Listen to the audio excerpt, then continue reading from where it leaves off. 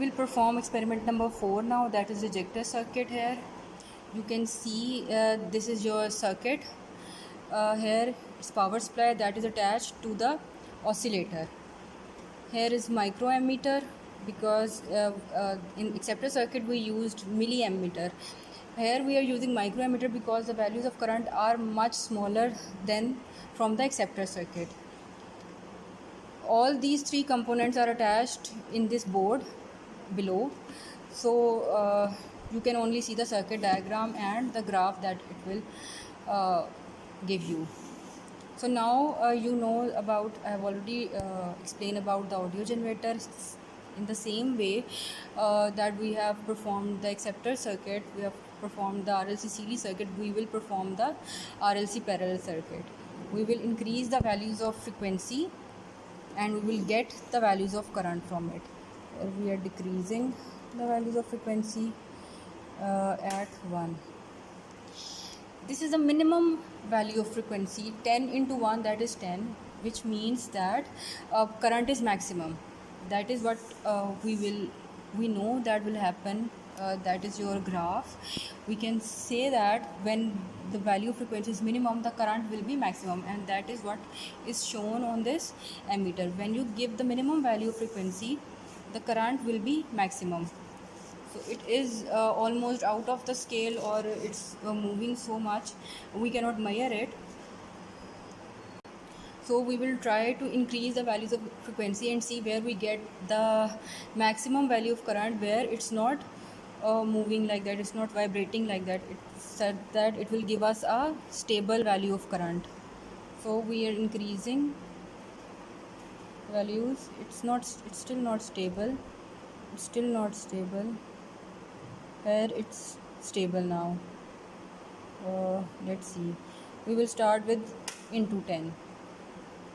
So we'll start with 100 here too. Let's say we start with 200. At 200, the value of current is, at 200 the value of current is 300 microamperes, or 0.03 milliamperes if you change it into milli. Now you will further increase the value of current to 3000. Now it will give the value of 270 at 300. At 300 we are getting current. You can see that as we increase the value of frequency, current will start decreasing. That is what happening in our circuit. As we increase the value to 300, we get the current of 270. Now we will further increase the value of frequency to 400. So here it's 240. To 500, it's 200. To 600, it's 180. I'm writing it down. 180. So as you further increase the value, I will give you the values separately. You just need to see how to perform this experiment right now. 700, it is 150, right? At 800, it's 130. At 900, it's 110.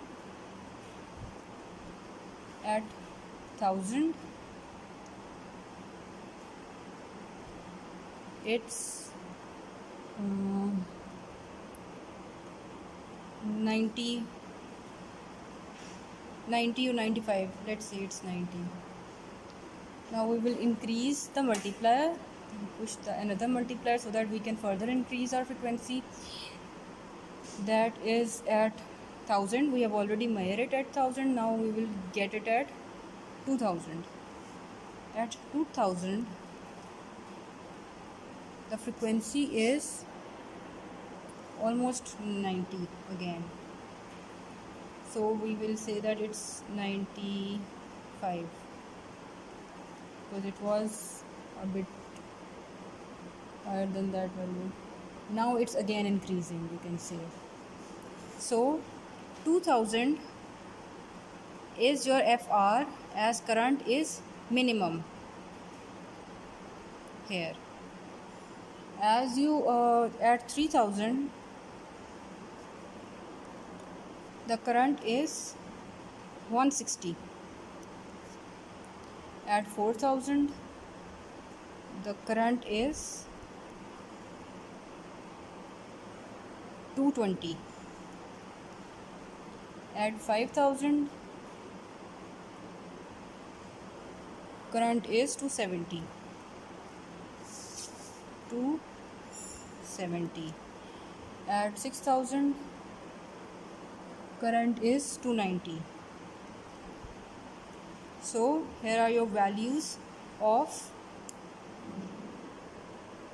frequency and current. What you will do, you will take log of f, and you will then you will plot log of f along x-axis and current along y-axis, and from these values or the response curve that you will access from it, you will find the values of fr.